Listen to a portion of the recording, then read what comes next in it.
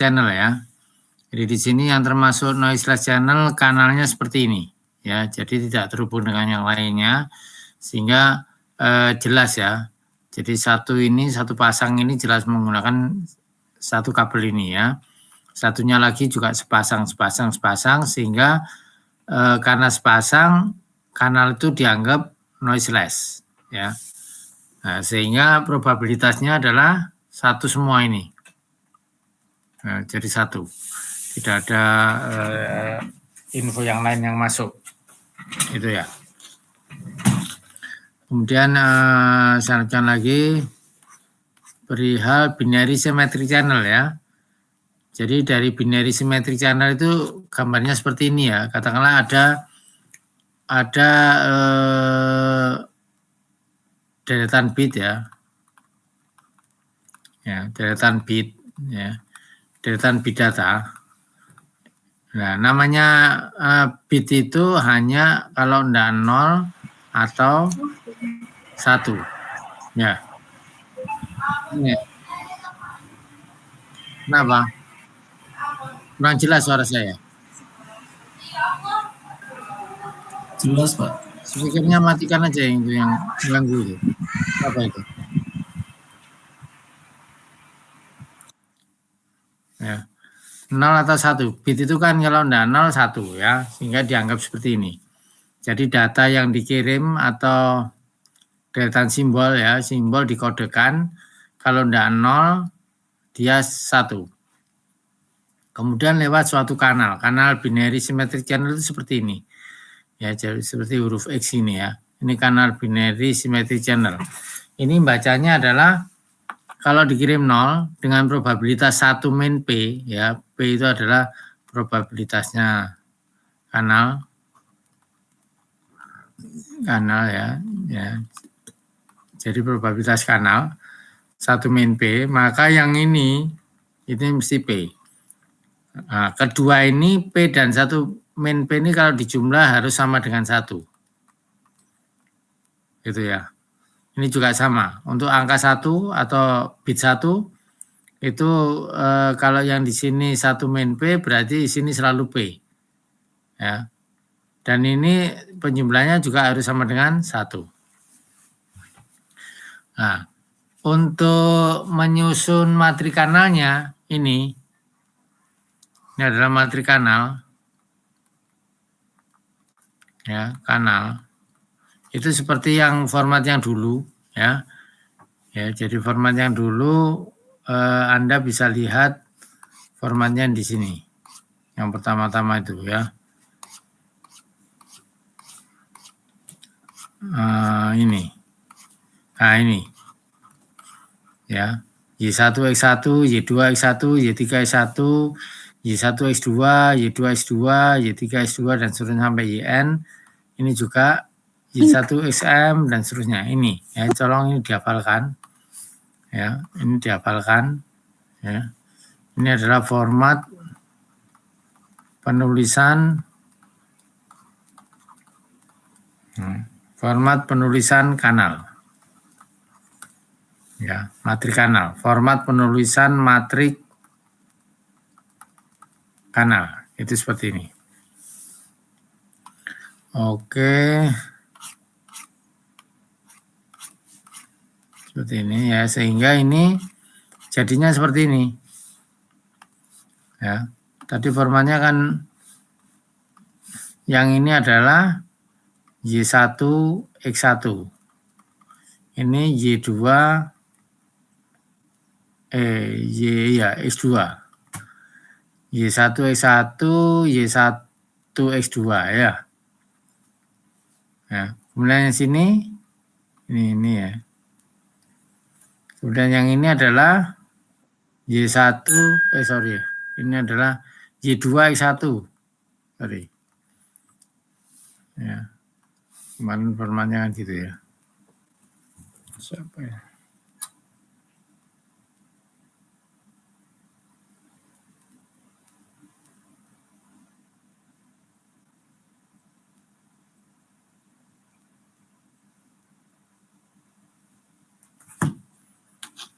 Ya. Yang di sini adalah ini adalah Y2 X1 ya. Kemudian yang sini adalah Y2 Y1 sorry, Y1 X2 ini Y2 X2. Nah, dan seterusnya kan tadi formatnya gitu ya. Y1 X1 berarti ini kan Y1 X1 1 min P. Tulis ini 1 min P. Terus Y2 X1 ya, Y2 X1 adalah P. Tulis P. Kemudian yang ini adalah Y2 X2 Y1 X2 Y1 X2 ini P ya. Kemudian ini adalah Y2 X2 Y2 X2 ya, itu ada 1 min P seperti ini. Paham? Ada yang bingung? Ada pertanyaan? Penulisan ini ya, jadi formatnya adalah Y1 X1 Y2 X1 ya. Yang ini adalah Y1 X2 Y2 X2 itu ya.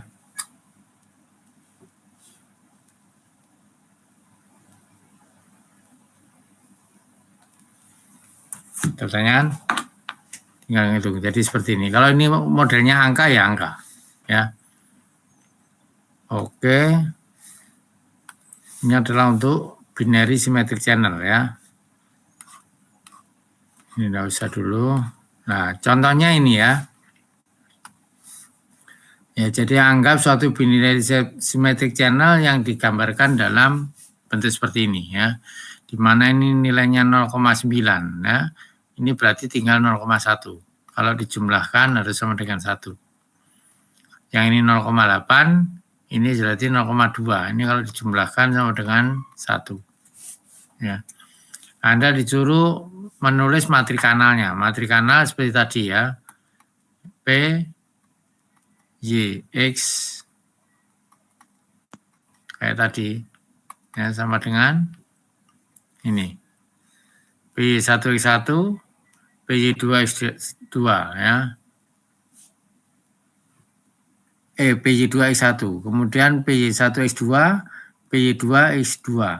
Nah, ini PY1 X1 kan dari sini PY1 X1 berarti 0,9 tulis ini. Terus yang di sini PY2 X1, Y2 X1 0,1 tulis ya. Terus PY1 X2 PY1 X2 ini 0,2 ini tulis. Kemudian PY2 X2 Y2 X2 0,8 ini. Ya, jadi matri kanalnya ini. Tuh. Ada pertanyaan? Kemudian ditanya lagi. Ya, silakan. Silakan ya, ada yang tanyakan. Belum ada, Pak. Terus ini yang kedua, tanya dapatkan ya. Dapatkan PY1 dan PY2 bila PY1 sama dengan PY2 sama dengan setengah. Probabilitasnya itu. Ya. Makanya adalah dari rumus kita tahu bahwa PY itu sama dengan PX kali matri kanal ini. Ya. Nah, PX-nya kan diketahui tadi setengah. Ya. PX setengah. Kemudian PX tadi kan X1, PX2 kan gitu. Ini setengah ya. Setengah-setengah karena diketahui ini tadi kan diketahui setengah toh. Bila PX1, PX2 setengah. Ya. Berarti ini adalah X1, X2 kali probabilitasnya ini. Ini sama dengan ini. Yang sudah Anda susun di atas ini. Ya, kemudian Anda mengalihkan matrik bisa enggak? Sekarang. Ya. baris kali kolom itu loh. 0,5 kali 0,9 tambah 0,5 kali 0,2 ya. Ini kali ini ditambah ini kali ini. Tambahkan gitu ya. Hasilnya ini. Ya, hasilnya ini. Terus yang ini kali yang ini, ditambah ini kali yang bawah ini. Hasilnya ini. Sehingga PY1, PY2-nya adalah 0,55 dan PY2-nya adalah PY2-nya adalah 0,45 ini. Ya. Itu contoh itu. Ada pertanyaan sampai sini? Coba sekarang soal. Ya, catat soalnya ya. Siap, catat, ambil catatan. Nanti kumpulkan pada saat terakhir. Ya, jadi di sini sebuah kanal binary symmetric channel ya, seperti gambar berikut. Ya, gambarnya sama dengan ini ya. Persis ini ada X1, X2, Y1, Y2 sama gambar. Cuman ininya Anda ganti 0,7. Ini kosong. Yang ini diganti 0,75. Ini kosong. Paham? Paham? Ya. Ya. Apa? Iya Pak, paham Pak. Kemudian yang berikutnya sama pertanyaannya ya. Dapatkan matri kanalnya. Yang pertama. Dapatkan matri kanal untuk BSC tersebut. Dapatkan matri kanalnya. Udah. Yang kedua, ya, dapatkan PY1 dan PY2 ya, bila informasi yang dikirim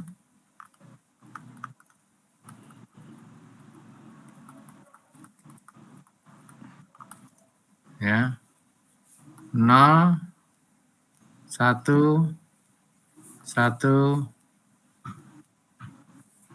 0, 1.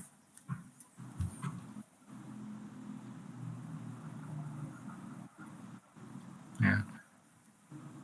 Bedanya itu. Disuruh mencari PY1 dan PY2. Bila PX1 dan PX2-nya ya. Atau bila informasi ini sama dengan PX1 dan sama dengan X1 dan X2, P-nya tidak ada. Itu. Bila informasi X1 dan X2 yang dikirim seperti ini.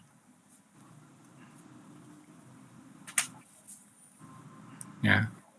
Berarti punya gambaran. Menghitung PY1 dan PY2-nya. Ada pertanyaan?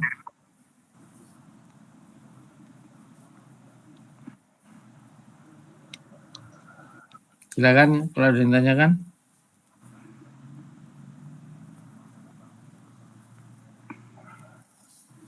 Kalau soalnya hampir sama dengan itu kan percuma, tinggal nyontoh aja. Karena agak mikir ini, ya. Berarti Anda harus nyari apa ini? Probabilitas dari X1 dan X2. Ya. Probabilitas dari X1 dan X2. Ya. Katakanlah X1 itu sama dengan 0. X2-nya sama dengan 1 misalkan, seperti ini. Yes. Jadi ini 0 diganti tulisan 0 diganti 1. Atau dibalik masing-masing ya. X1-nya 0, satunya di atas, nolnya di bawah, terserah. Ini aja, tulis aja. Misal ya, X1 sama dengan 0 dan X2 sama dengan 1. Yes, berarti dicari PX1, PX2 ketemu.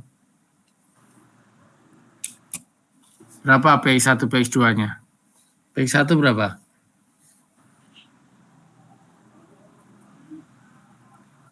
Berapa PX1? 2/5, Pak. 2/5, ya. PX2? 3/5, Pak. Ya, wes tahu ya. Nah, kemudian diselesaikan. Dari 2/5 sama 3/5 tadi, dicari PY-nya. Sama dengan itu. Kalau sudah ketemu ini kan sama. Ya, itu ya. Nanti kumpulkan pada saat itu. Pada saat UAS. Ya. Oke, ada pertanyaan lagi? Silakan. Ya, enggak ada. Lanjutkan lagi, ini lewati saja. Nah, sekarang seperti ini. Ya. Diikuti, mikir sendiri nanti ya. Soal berikutnya. Bila informasi tersebut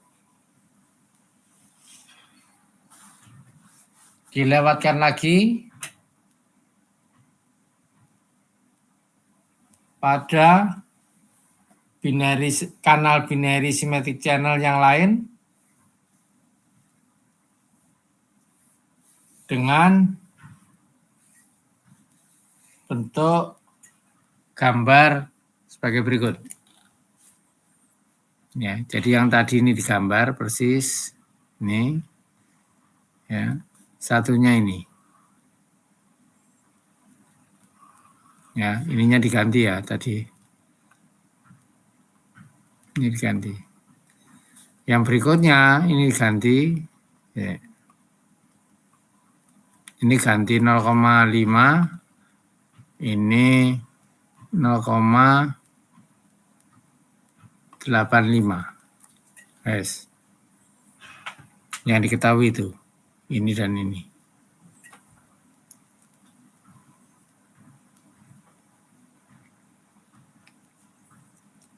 Tentukan ini tuh. Yang ini tadi tetap yang tadi berapa tadi? Ya. Tetap tadi disambung ini. Ini adalah kanal BSI, kanal binary symmetric channel yang lain. Ya, tentunya seperti ini. Nah, ini ganti Z. Ini Y. Ya. Itu. Tentukan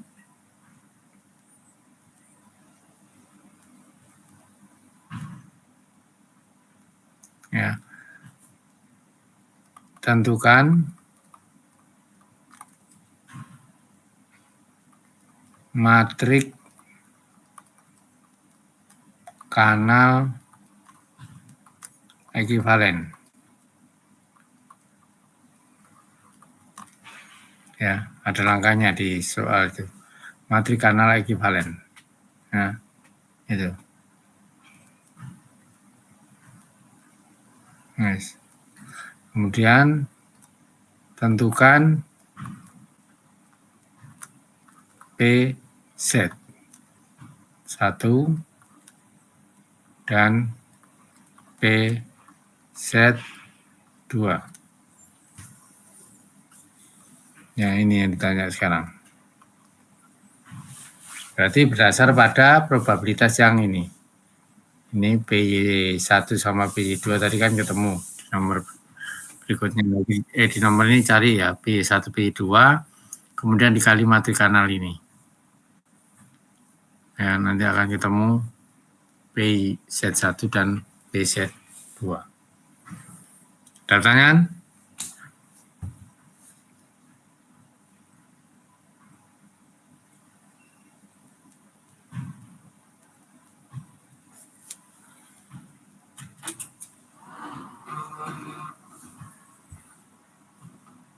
Sudah cukup, lanjutkan.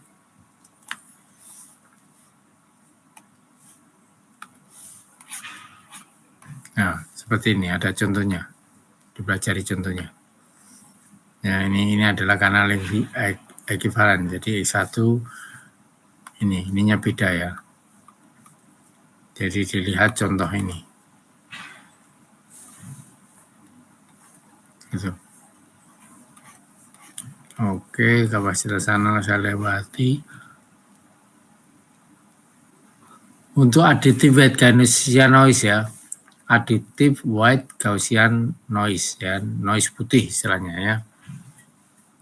Di mana informasi yang diterima itu sama dengan informasi dikirim ditambah noise. Di mana noise-nya itu dianggap noise ABGN, noise yang apa istilahnya? Noise yang normal ya, ada pada semua frekuensi. Seperti itu ya. Kanal additive white Gaussian noise atau ABGN dengan output kanal sebagai berikut ya. Di mana X merupakan input kanal dan N sebuah additive band limited white Gaussian noise ini ya, dengan sirumin dan variannya ini. Nah. Kapasitas kanalnya ini ya. Udah, nggak usah dulu ini. Bingung nanti. Ya. Jadi kapasitas kanal dihafalkan aja rumusnya ini. Ya. B log 21 plus S per N. Ya. Nggak usah dulu ini. Itu ya, sudah saya lewati. Ada syaratannya tentang yang tadi, dua tadi, silakan. Kalau ada yang nggak jelas.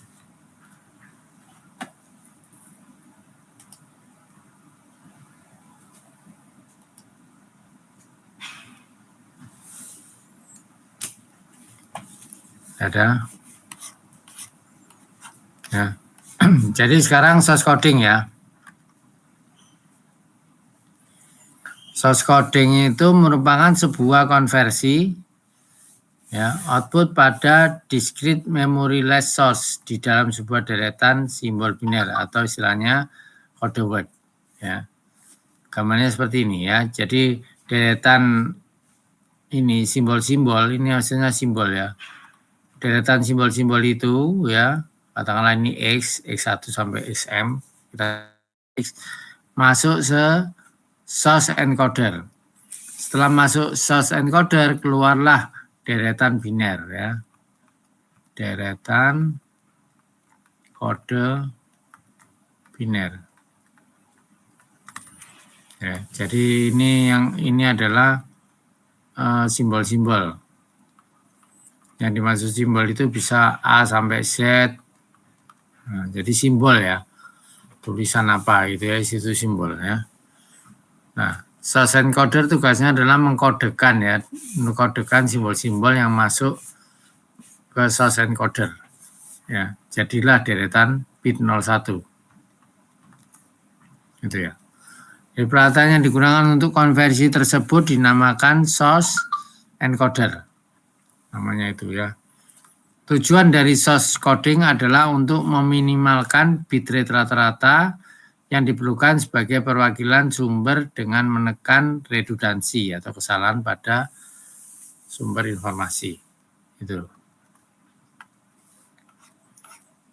Nah, di sini di source encoder itu ada kita sebut sebagai kode length dan kode efisiensi. Ini ya. Di mana sebuah DMS discrete memoryless source dengan entropi Hx atau panjang bitnya rata-rata ya, dengan sebuah huruf atau simbol X1 sampai XM ya, dengan mempunyai probabilitas Px 1, X2, X3 sampai Sm bisa dihitung seperti tadi ngitungnya probabilitas ya. Kemudian kode word biner ditetapkan untuk simbol X1 oleh encoder dengan panjang NT ya, diukur dalam bit panjang kodenya ini maksudnya ya. Panjang kode word adalah jumlah dari digit biner di dalam kode word tadi. Nah, sekarang bisa dihitung panjang rata-rata kode word L. Ini panjang kode word L sama dengan sigma dari I sama dengan 1M. Ini maksudnya adalah banyaknya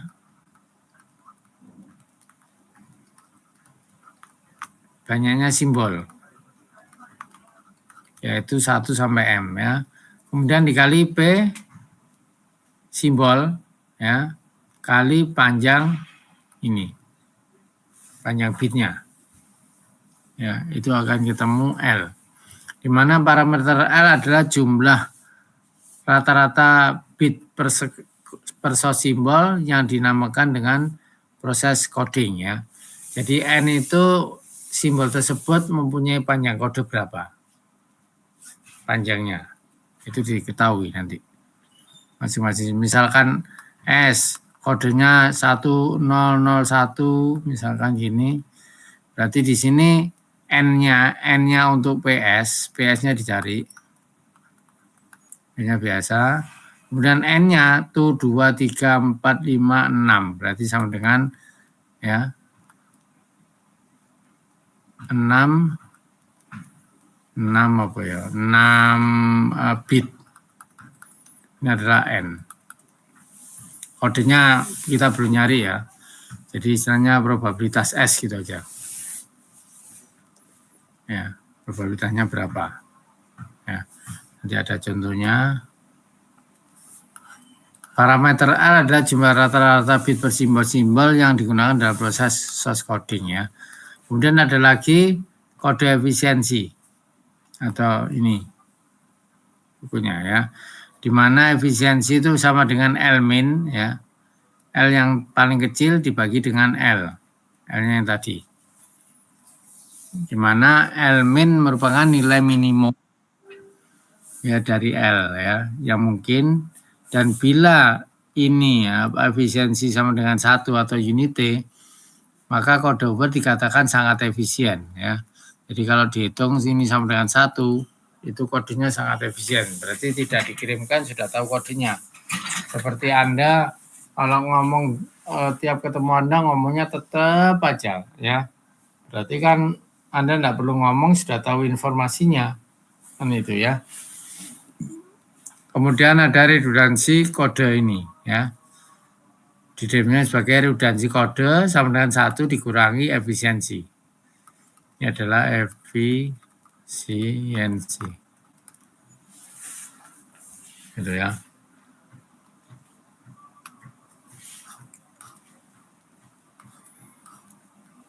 Ya, pada teorema source coding ya. Teorema source coding untuk DMSX dengan entropi HX, panjang rata-rata kode word L per simbol seperti ini. L lebih besar atau sama dengan HX, di mana HX-nya ini adalah ya, ini adalah panjang rata-rata kode.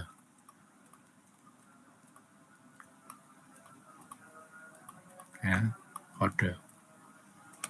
Panjang kode rata-rata ya.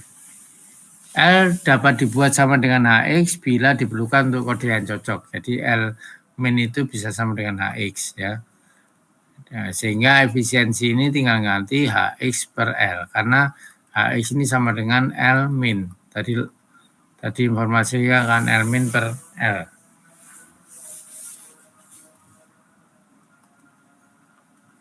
Itu ya.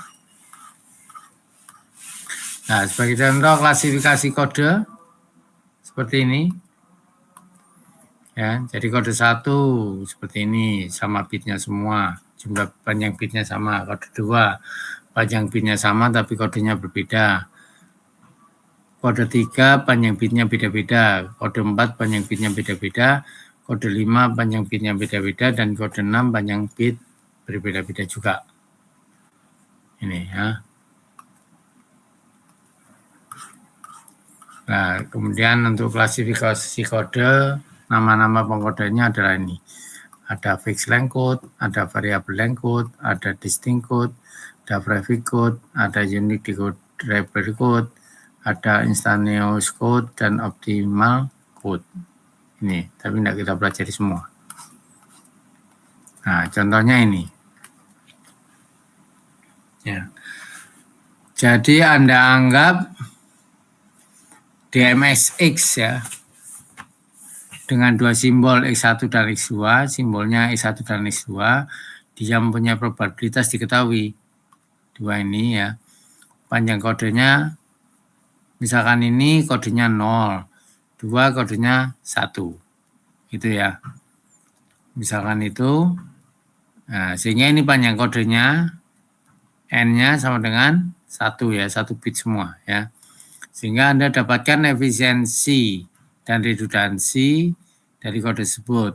Ya, Anda harus ngitung L. L itu rumusnya sama dengan I sama dengan 1 sampai 2 PXI kali NI. Berarti dia ini sama dengan PX1 kali NX1 tambah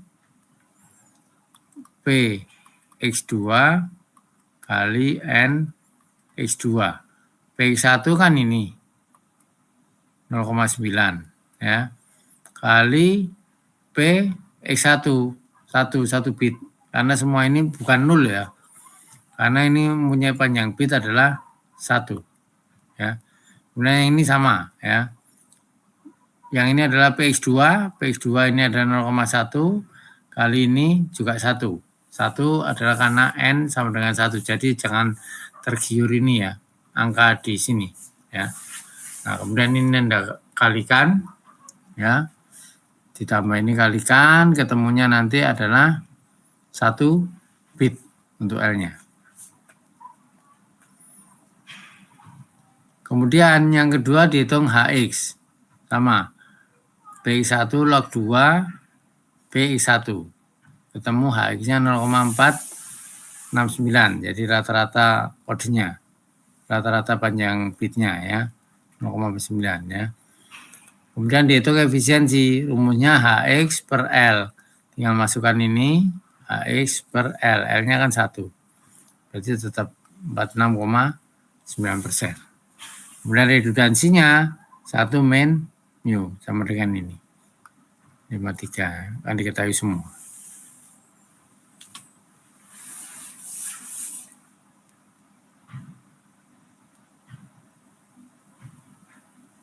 Oke, sebentar. Nah, sekali lagi, coba ya. Pada soal nomor sebelumnya, ya, pada soal nomor 1 aja lah. Pada soal nomor 1, bila kode untuk X1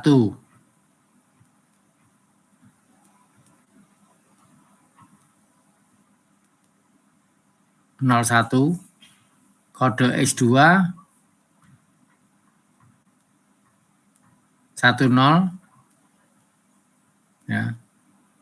Tentukan efisiensi dan redundansi dari kode tersebut. Ada pertanyaan? Itu. Silakan kalau ada pertanyaan.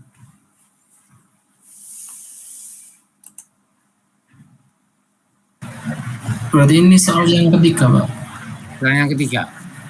Iya, Pak. Kita pada nomor 1, soal tadi kan ada soal nomor 1 toh. Iya, Pak. Pada nomor 1, bila kode X1 sama dengan 01 ya, kode X2 sama dengan berapa tadi? 10. Ini ya. Ini ganti 01, 10. Wes, masukkan tabel ini. PX-nya kan ketemu toh. PX1, PX2 berapa tadi? Ya. Itu ya. Nah, kemudian hitung ini. Dapatkan efisiensi dan redundansi dari kode tersebut. Oke. Ada pertanyaan lagi? Oke, kalau nggak ada saya absen dan saya akhiri. Nah, karena jam 7 dipakai. Iya, Pak. Saya izin bertanya, Pak. Ya. Untuk yang ini PJJ reguler kan kemarin tidak dapat info UTS Pak. Jadi terlambat belum mengerjakan. Ya, Itu bagaimana Pak solusinya? kita janjian aja. Kamu rundingan dulu sama teman-temanmu. Minta ujiannya jam berapa? Kalau jam malam aja. Yang nggak diikuti ujian. Ya, Kalau Selasa malam besok Pak, apa bisa? nggak apa-apa. Silakan. Jam berapa? Jam 8 malam mungkin Pak. Selasa malam besok kan saya jam 6 kuliah. Pratikum itu. 6 paling enggak jam 8 ya. Oh iya Pak, baik Pak. Jam 8 nanti linknya saya ingatkan di Sobat Dika ya. Dika atau Dika? Pak. Dika nggak masuk.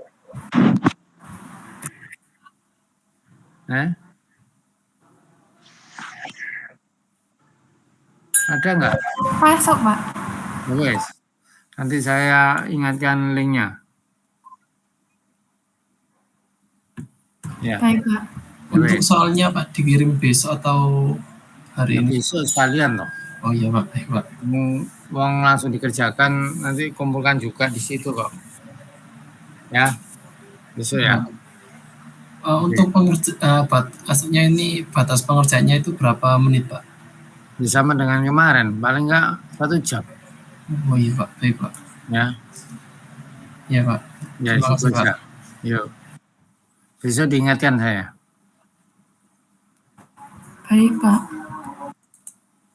Tolong disampaikan ke teman-temannya lagi. Saya enggak mau ngasih hair lagi loh ya. Bukan hair, ngasih apa? Susulan lagi. Saya enggak mau. Baik, Pak. Sampaikan. Saya absen dulu. Nah, sebentar ya.